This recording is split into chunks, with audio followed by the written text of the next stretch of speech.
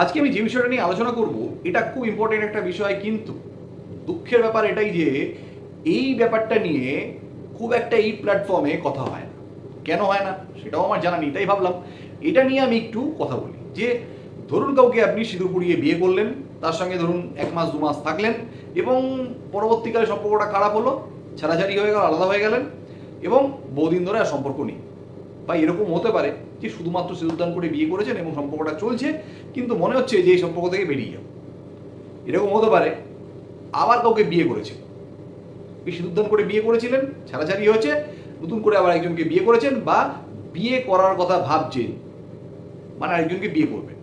এক্ষেত্রে কি বিয়ে করলেই আপনাকে সেকশন 494 আইপিসি বা নতুন আইনের সেকশন 82 বিএনএস অনুসারে, অর্থাৎ ভারতীয় ন্যায় সংহিতা 2023 অনুসারে কি আপনার 7 বছরের জেল হবে? বা যদি ভাগ্য খারাপ থাকে তাহলে 10 বছর পর্যন্ত কিন্তু জেল হতে পারে, এরকমই কিন্তু আইনি প্রবিধান আছে। তো সেক্ষেত্রে বাঁচবেন কী হবে? বা আপনি যে সিদ্ধান্ত করে বিয়ে করেছিলেন, তারপর আর কোনো ধর্মীয় রীতিনীতি মানেননি সেই বিয়েতে, বা আপনাদের কোনো এই যে বিয়েটা হয়েছিল সেটা রেজিস্টার্ড হয়নি, তো এই যদি পরিস্থিতি হয় সেক্ষেত্রে আপনি যখন নতুন বিয়ে করতে যাবেন তখন কোন কোন রিস্ক আছে আর আইন কি বলে এই বিষয়ে, সেটা নিয়ে আজকে আলোচনা করবো। কারণ অনেকেরই কিন্তু এরকম হয় যে মন্দিরে বা বাড়িতে ভালোবাসার টানে বা বাড়ির চাপে সিঁদুর দান করে শুধুমাত্র সিঁদুর দান করে বিয়ে হয়, পরবর্তীকালে পরিমাণা না হওয়ার কারণে আলাদা হয়ে যায়। তো এক্ষেত্রে কি নতুন করে বিয়ে করলে কোনো আইনি রিস্ক থাকছে, বা এর থেকে সমস্যা কি কি তৈরি হতে পারে, বা কোর্ট কি বলছে বা আইন কি বলছে, এই সব বিষয়গুলো আজকে এই ভিডিওতে আমি আলোচনা করব। প্রথমেই যেটা বলি সেটা হলো সেকশন 7 হিন্দু ম্যারেজ অ্যাক্ট 1955।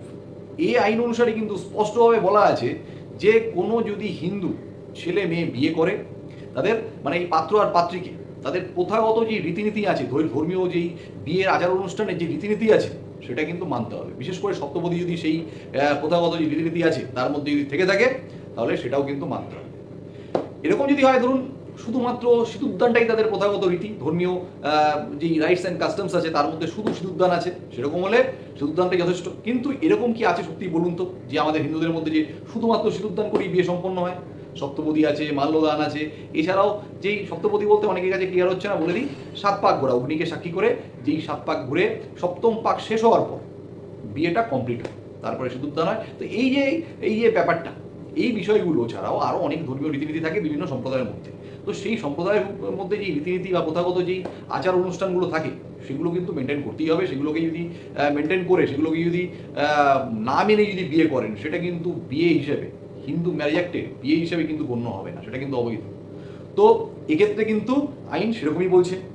তাই এই বিষয়টা আশা করি কনসেপ্টটা ক্লিয়ার হলো যে শুধুমাত্র সিঁদুরদানই কিন্তু যথেষ্ট নয়। এই বিষয়ে আরও বেশিভাবে আপনাদের মনে আত্মবিশ্বাস জোগানোর জন্য, বা আমি এই কথাটা বললাম সেটাকে আরও বেশিভাবে এস্টাবলিশ করার জন্য আমি সুপ্রিম কোর্ট এবং অন্যান্য হাইকোর্টের যেই জাজমেন্টস আছে সেগুলো আপনাদের পড়ে শোনাবো। একটু মন দিয়ে শুনবেন। আশা করি আপনাদের যেই মিসকনসেপশন আছে যে সিঁদুরদান করে শুধুমাত্র সিঁদুরদান করে বিয়ে করলেই বিয়েটা যথেষ্ট, অনেকেরই এই বক্তব্য থাকে। অনেকেই বলেন যে হ্যাঁ শুধুমাত্র সিঁদুরদানই যথেষ্ট বাঙালিদের জন্য, হিন্দুদের জন্য। তো এইরকম কিন্তু অনেকেই বলেন।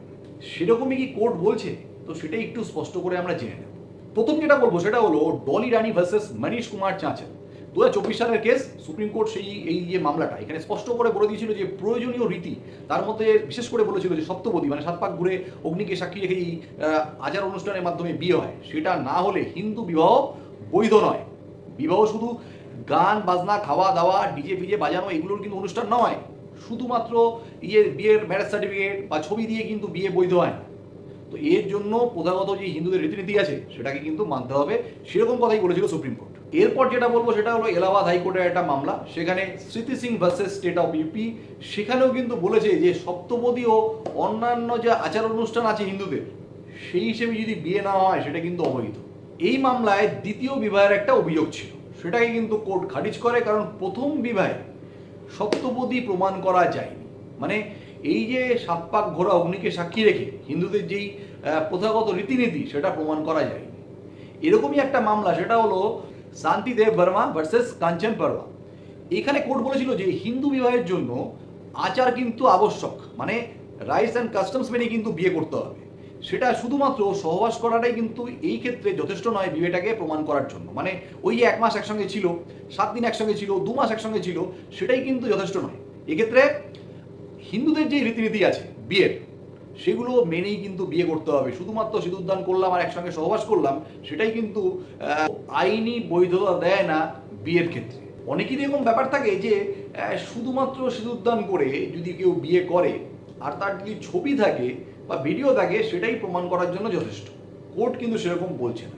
কোর্ট বলছে যে শুধুমাত্র এই সিঁদুরদান করে বিয়ে করার ছবি বা ভিডিও দেখালেই সেটা কিন্তু প্রমাণের জায়গা হয় না। বা কেউ যদি এরকম স্টেটমেন্ট কোর্টে গিয়ে দেয়, হ্যাঁ সিঁদুরদান করে বিয়ে করেছিল, আমরা ছিলাম, দেখেছিলাম, এটাও কিন্তু যথেষ্ট হয়।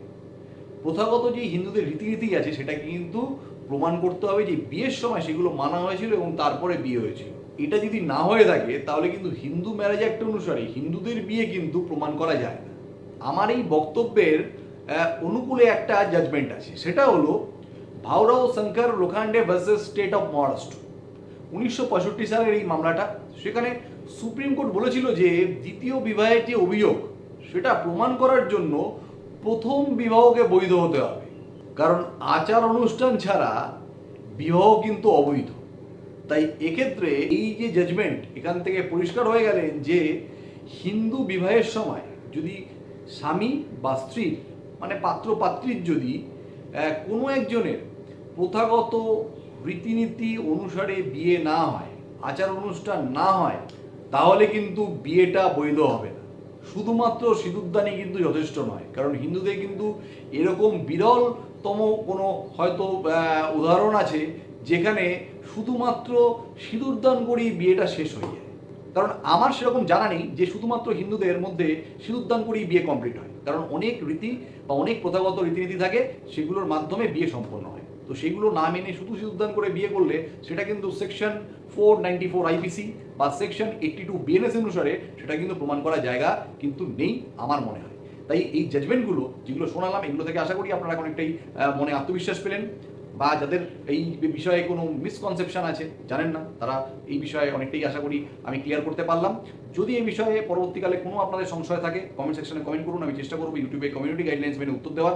আর সঙ্গে সঙ্গে যখনই কোনো আইনি পদক্ষেপ নেবেন একজন দক্ষ অভিজ্ঞ আইনজীবীর পরামর্শ নিয়ে তবেই অগ্রসর হবেন। আর এই ভিডিওটা যদি আপনাদের ভালো লেগে থাকে, যদি মনে হয় না এই ইনফরমেশনটা একটু কাজে আছে, আমি যেমন জানলাম আমার সঙ্গে সঙ্গে আরও 5টা লোক জানুক, কারণ এই বিষয়ে তো আমি মনে করি সবারই জানা দরকার। কারণ অনেকের কাছে কিন্তু এই আমাদের কাছে এটা জানি অনেকেই যে সিঁদুরদান করে হিন্দুদের মধ্যে বিয়ে করলেই সেটা যথেষ্ট, অন্য কিছু দরকার নেই। দেখবেন অনেক সময় আছে যারা অবাঙালি আছে, ওদের মধ্যে মঙ্গলসূত্র প্রদানের মাধ্যমে বিয়ে হয়, মঙ্গলসূত্র পড়ানো হয়, তো সেটাও কিন্তু তাদের কিন্তু বিয়ের একটা কাস্টমস বা রাইটস, তো সেটাও কিন্তু তাদের কিন্তু সেক্ষেত্রে মানতে হবে। আজকে আসছি, ভালো থাকবেন। আগামী ভিডিওতে আবার নতুন নতুন টপিক নিয়ে হাজির হব। ততক্ষণের জন্য নমস্কার, ধন্যবাদ।